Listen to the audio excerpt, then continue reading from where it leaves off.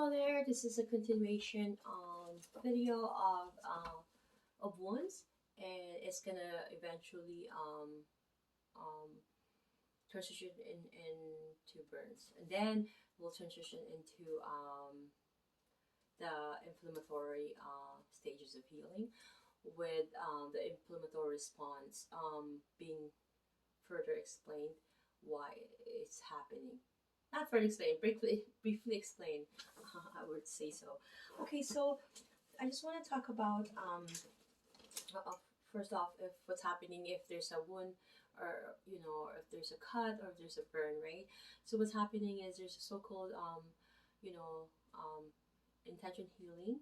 So the first intention healing, when it's approximated. Let's say it's a straight cut, and you can approximate it like that. There's no um, a severe damage uh, that actually discontinued some areas of the skin, and it could be approximated. Okay, and the stages of healing is better. There's better prognosis as opposed to the second intention healing. Whereas the second intention healing, they're gonna have to recruit more, like collagen formation for the scar formation, because it's gonna have to do some approximation, because it's unapproximated, so therefore um, it's gonna have to fill that gap. Okay, so I'm just explaining it in my own layman terms, but I'm gonna go through my notes, and then it will eventually lead to burns. Okay.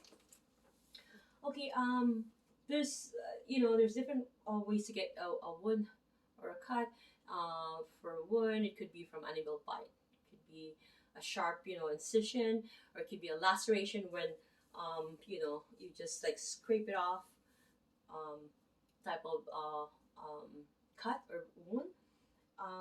And there's also that incision or a puncture. Right, puncture is from a nail. Incision is usually any sharp object, also like a scalpel, or and I'm gonna talk about the causes of these type of cuts or wounds or any burns. Thermal causes, right? I'm gonna be talking about for burns as well. There's any thermal causes, any chemical or electronic sources, such like a burn. Those are actually one of the main major causes of burns, and it's something that's very severe that we need to set it aside and focus on what are the factors that you know that's affecting the whole area or the skin itself. Mechanical forces, such as trauma or pressure, or there's a shear or friction forces that result in an impact between the body and an object, or within the body, as can occur with the development of the decubitus ulcer. I have done a video about it briefly, explanation of what an ulcer is. Okay, it usually happens with elderly when they are immobile. There's is stuck in a position, and then any bony prominences. Let's say the ischial tuberosity with our sitting bone. If we're always sitting in a wheelchair, that's gonna create pressure. And it's gonna create the cubitus ulcer eventually, and that's an opening for any bacteria, because a wound or burn or cut is an opening for bacteria, and we have to avoid that, because with septic, right, sepsis, and then if they have to, like, for gangrene, if they have to, like, amputate amputate the any limb, or mostly the lower limb, we have to avoid those things. Sorry about that. So okay, so back in the old days, they would have uh, some some recollection of some incidents, that even during the before Christ days, that they some people would have some vinegar pour in a cut, or alcohol pour in a cut. In the Philippines, that's the initial, if it's like a deeper cut, because the epidermis is fine, like you don't need to do anything, right? Very, it's just probably the capillaries affected, superficial, But if it's the dermis, then we have to do something to avoid the infection into um, you know get invade into that opening of the skin, right? So that it won't go inside our body, right? That's why the skin is a protective skin, so that all these viral infection or all these bacteria or pathogens will not get into our body. The only opening will be, we know all the openings: eyes, the mouth, nose, and our private areas, right? And any cuts. Anyways, going to the transition of the burns. Now we're going to be talking about the burns, but before that I want to mention that it is really essential that we keep moisture in any incident of the, aside from the inflammatory response, inflammatory, um, the histamine and all that, recruitments happening to heal, for the healing process. We also make sure that it's not exposed to air because of the pain. It's more painful if it's exposed to air. It's better to cover it and make it moist. That way, the pain receptors will be, it's not hard on the burn itself. Because imagine a burn or a deep, cut, right? So this time I'm going to be talking about burns. So burns is a specific type of wound caused by an external thermal agent, right? So a burn is under category of a cut or a wound, but it's more of it's caused by an external thermal agent. Okay, and of course the depth, the amount of body tissue burn, and the specific area burn, or the cause of the burn, of the age of the person, the pre-existing illness, and associated injuries such as smoke inhalation and fractures. This will really influence the therapy the person receives and the functional difficulty that may result. So it's just normal that we look into the severity, the mechanics of how it was cut, or it was burned, or it was how do you call it, gone into a trauma, right? So we need to look into all those factors.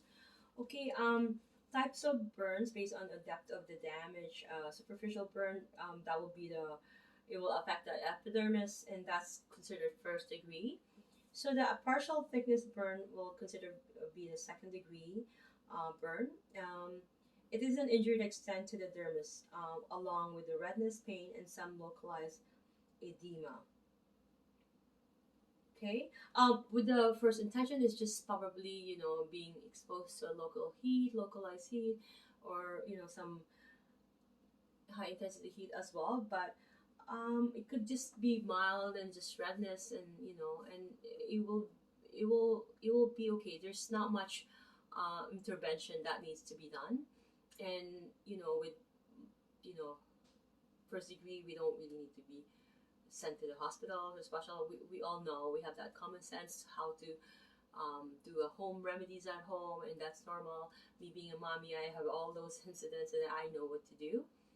But knock on wood, especially now in COVID, I'm trying to avoid for anybody. I have these rules. We're not going to the hospital doctors from the time being until everything is resolved, because we don't know what's really out there, and it's better to be staying at home and do our prayers and we just do whatever we need to do in life and be good, right?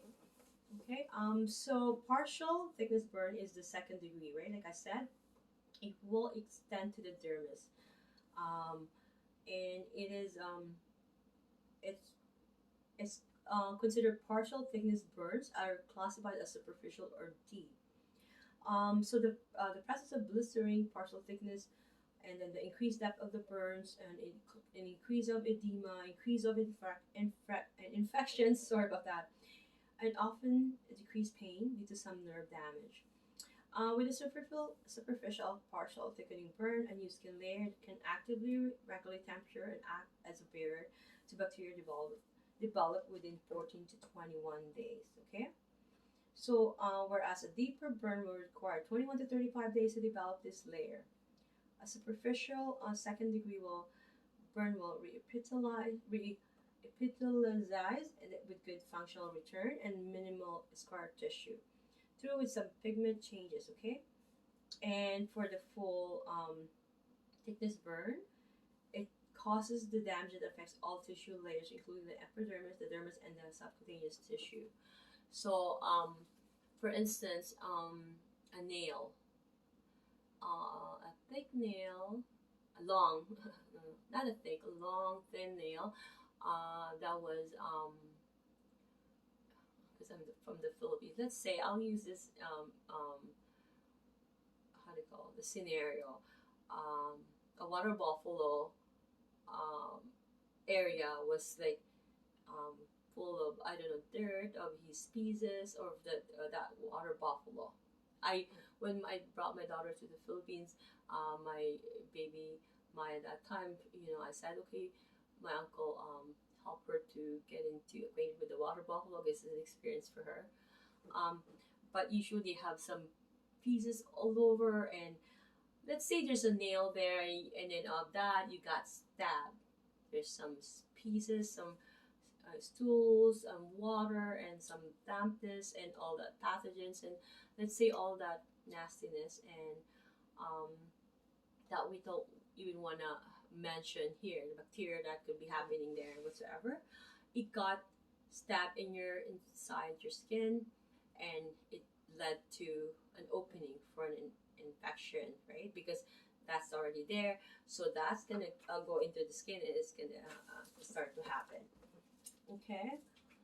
Okay, and what's happening there is that if it's a third degree, so it's a full thickness burn, then it's just gonna all the structures. Sorry, the fourth degree. Sorry, I just finished the third. It's fourth degree. It's used to describe a burn that damages all the skin layers, right? As well as fascia, muscle, and even bone that is immediately under the skin. So the damage occur in all the tissue layers and all the structural layers and all the hair follicles and sweat glands and nerves. So what's happening is these burns appear dry and inelastic, white and waxy, or charred in color. They are painless because of nerve damage.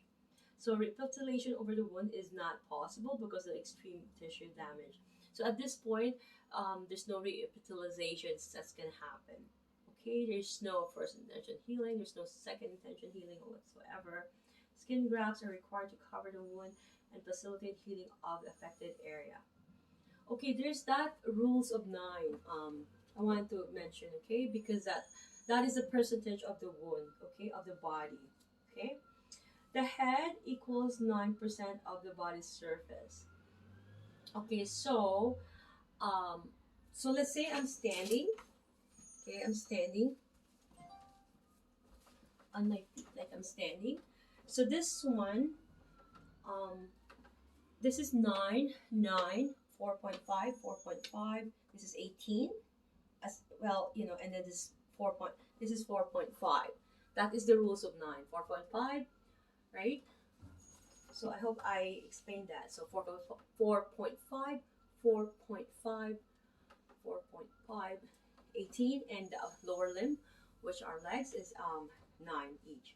So if we total that, the anterior and the posterior part versus the front and back, okay, and then we have our private area as one point. Okay, I mentioned the causes of it. Electrocution, chemical substance could happen, and some thermal damage. Okay, I'm gonna talk quickly about burns that require hospitalization. Hospitalization. Okay, being hospitalized. Okay, that's better for my pronunciation issue here. Okay, so I remember watching this on one of actually probably one of my favorite is I have my Filipino favorite shows. It's called This Is Us. So, the leading guy, the character, it was just I cried every episode of that movie. It's really like heartwarming, and it's really nice to watch. But anyway, so he got into their house got into a fire, and there's a dog, and it's his daughter's dog. He needs to save it, so he went in to grab the dog, what's happening, and he was fine for a bit. And what's happening is he had this, it really did a complication, and that was the cause of his death. Okay, so we need to make sure that we need to avoid the complication, because especially when it's that inhalation issue, it's really fatal. Okay. So burns requiring hospitalization. Oh, that's better this time. Many burns do not require medical attention, but being hospitalized and specialized treatment are required with moderate partial thickness or second burn, because it burns on the 15 to 25% or greater of the total surface area of the burn in adults, right? Or 10 to 20% in children. So full thickness third-degree burns greater in total surface of the body in adults. Um, that requires as well burns on specific areas such as the face, eyes, ears, perineum, hands, or feet, because those are really important areas where it's more crucial. Okay. Burns complicated by smoke inhalation or other major trauma such as a fracture, I have mentioned before. High voltage electrical burns, that's we need to bring them. That's a medical. It's an emergency medical. I was gonna say it the way Filipinos can say it. Okay, the burns on people with compromised health under 2 years of age or advanced age. So if they're younger, they're 2 years and under, or they're elderly, we're gonna for sure we're gonna send them to emergency right away. Medical emergency is a must. Okay. Um. Okay. I think I have mentioned everything here, and we're mostly sepsis is the most common cause of the burn death, so we're gonna have to avoid that. Skin grafting is an option as splint and positioning. Because keep in mind, if they're in burn, they're in pain. They're not. Let's say in a shoulder, they're not gonna move that. That's gonna lose a lot of range of motion. That's gonna be in a pain, and we're gonna position them. We're gonna protect them. I'm not gonna mention any other, but we're gonna put some splints and positioning. We're gonna control the pain. That means that's gonna be immobile, and after that, there's gonna be a lot of physiotherapy and massage therapy that needs to be done to help that person to regain its normal function, or all the body's natural biomechanics. Okay, so one thing to mention, right? The breathing, the complications, right? And also there's gonna be scar contractures, and adhesions is gonna happen. They're gonna be thickening, and I wanted to mention also that's one factor is their emotional being, right? They're gonna be in a depression phase, and they're gonna be emotionally down or inclined to in that dark area, and they can't get out. And um, I hope that that person will search for God in that time of hardship moment. Okay, and I'm gonna be talking about complications of burn. Breathing, I mentioned before, inhalation injuries occur by inhaling extremely heated air or noxious chemicals. Respiratory failure can result up to 2 days after the injury, like I said, right? And gastro GI complications with severe burns, right? Because of the burn victims having gastric and duodenal ulcerations, right? They're gonna having some duodenal ulcerations, and with the renal complication, and it's gonna have some heteropic calcification as well. Um, Usually with burn skins, it's gonna lose its protective pigment and the melatonin, and it's very sensitive to ultralight. And usually a few days after the burn, the skin becomes less sensitive. So for the thermoregulation, it's impaired with deep and full thickness. Peripheral nerve damage is possible, obviously, especially with electrical burns, right? The nerves are going to be affected, and if nerves is affected, there's going to be the prognosis. There's more process and rehabilitation involvement that's gonna happen. We're gonna involve more therapists and more people that could help. Okay, to mention um,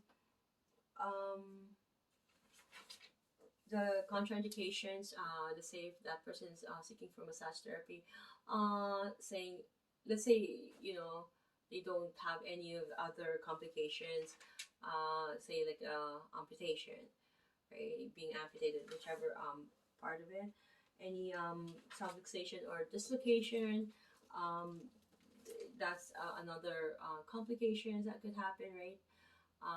And also another factor, the breathing, and then any sensory or impairment or loss.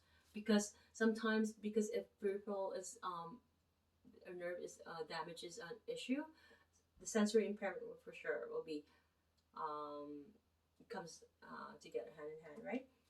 Okay. I've always said, we all know that infection is a concern, so we're not gonna touch any of that area, and we're gonna might be wearing some gloves and hand washing, as is always, each before and each after, before and after each treatment. We're gonna hand wash our hands from from the elbow to the hands, um, with the proper procedure of hand washing. And there's also possibility to wear gloves. Okay. We're gonna try to avoid the direct contact, because especially, let's say if there's a blister, right, and if we, let's say, puncture that by mistake, that's an opening for infection. We have to avoid that, and we're gonna have to if there's any hydrotherapy involved, we're just gonna have to modify it from extremities to moderate. Let's say if we needed heat, we need to just put warm. Okay. Um, we can't do any active resisted because they're gonna be in pain. Because meaning if you're doing a resisted action, you're recruiting your how do you call it, your main muscle in that direction to move. Let's say a biceps, right? And we're recruiting other areas with that action. So we're gonna try to do any active resisted, right? And obviously the pressure or the direction has to be modified in a way according to how the mechanics of the burn, or the mechanics of the injury itself, or the wound, or in this means of cut or whatever. So I'm going to be talking about the inflammatory stages of healing with the inflammatory response as continuing of these wounds, burns, and that inflammatory stage of healing. Thank you, folks, and I'll see you